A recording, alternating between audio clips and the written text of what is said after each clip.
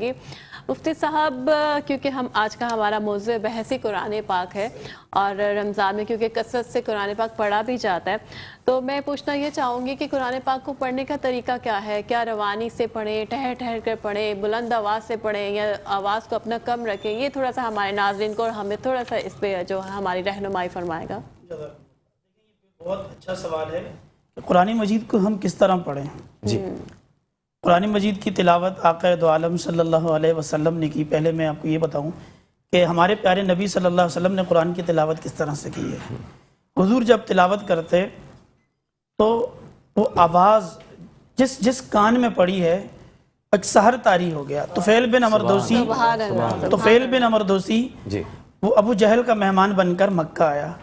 मक्का में आया, उसे पहले ये समझाया गया कि देखो भाई बच के रहना, यहाँ एक ऐसा साहिब है जो ऐसा कलाम पढ़ता है आज तक जिसने भी सुना है वो होशो हवास खो बैठा। ये उनके उसमें तो होशो हवास खो चुके थे वो लोग, मगर हकीकत में होशो हवास उन्हीं लोगों ने पाई थी बेशक। लेकिन तुफैल की किस्मत में अल्लाह ने लिखा था कि ईमान की दौलत से उसे माला माल करना है।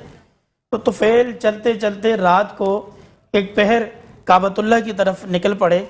वहाँ क्या देखते हैं कि एक मशहूर कुन आवाज़ आ रही है। देखा तो आक़ा दो आलम रहमत कायनात सल्लल्लाहु अलैहि वसल्लम बैठे हुए कुरान की तिलावत कर रहे हैं। अब कुरान की ये तिलावत थी और ये असर था कि तुफैल वहीं दिल दे बैठा और तुफैल ने कलमा पढ़कर नबी पाक सल्लल्लाहु अलैहि वसल्लम के ईमान को कबूल कर लिया। अब ये तिलावत का अंदाज था आक़ा दो आलम सल्लल्लाहु अलैहि वसल्लम का। और कई मरतबा ऐसा भी हुआ कि हज़रत उबई बिन काब तिलावत कर रहे हैं और हुजूर आए तो हज़रत उबई बिन काब चुप हो गए, खामोश हो गए। हुजूर ने फरमाया तिलावत करें। कहने लगा या रसूल अल्लाह, आप हों, आपकी मौजूदगी में मैं कुरान पढ़ूं, कुरान नाजिल आप पर हुआ है। हुजूर ने फरमाया उबई बड़े अच्छे अंदाज में पढ़ते हो, कुरान को यूं ही पढ़ते रहो और मेरा दिल चाहता है मैं तुम्हारा कुरान सुनूं। और कुरान मजीद को इस अंदाज में पढ़ा जाए कि कुरान की हिलावत, उसकी जो मिठास, उसकी जो शरीनी है वो महसूस हो, इंसान डूब जाए उसमें।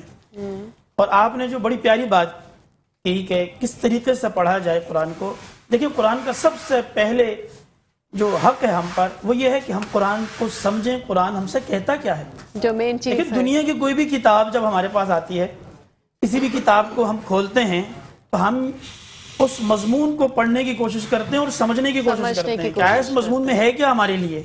अल्लाह ताला ने हमारे लिए हिदायत का एक ज़ाब्ता कानून बनाकर कुरान मजीद को नाजिल किया है, दस्तूर ज़िंदगी है।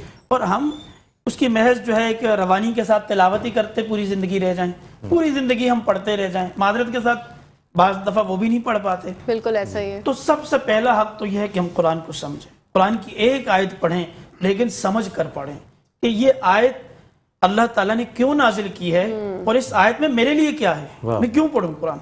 मैं तब पढ़ूंगा कि जब कुरान से मुझे भी कुछ फ़ायदा मिले, तो मुझे फ़ायदा मिलना चाहिए। नंबर एक ये है कि कुरान मजीद का जितना भी हिस्सा पढ़ा जाए उसे समझ कर पढ़ा जाए कम अज़ कम। दूसरी चीज़ ये है कि कुरान मजीद को कम अज़ कम साल में एक मरतबा मुकम्मल ख़त्म करना चाहिए उसकी तिलावत, चूँकि उसके एक एक हरफ पर 10 नेकियों का वादा है।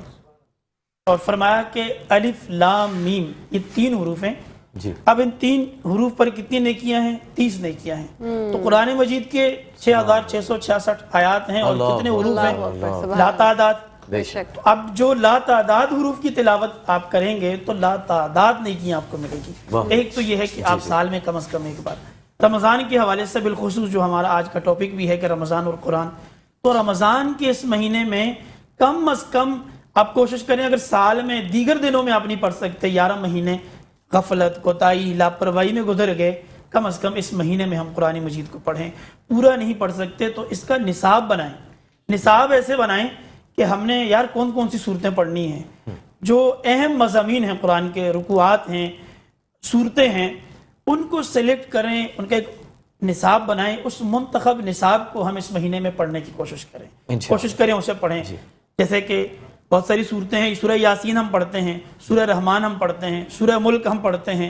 इसी तरह कुछ ऐसी सूरतें हैं जो ख़वातीन भी हमारा प्रोग्राम देख रही होंगी, उनके लिए बहुत अहम है। मसलन सूरह नूर है, सूरह अहज़ाब है, سورہ نساء ہے جس کے اندر خواتین سے متعلق تمام تر حقوق، معاملات، عبادات کا ذکر کیا گیا ہے۔ جب ہم ان صورتوں کو سمجھ کر پڑھنے کی کوشش کریں گے اس مہینے میں تو قرآن مجید کا حق ادا ہوگا۔ انشاءاللہ۔ جی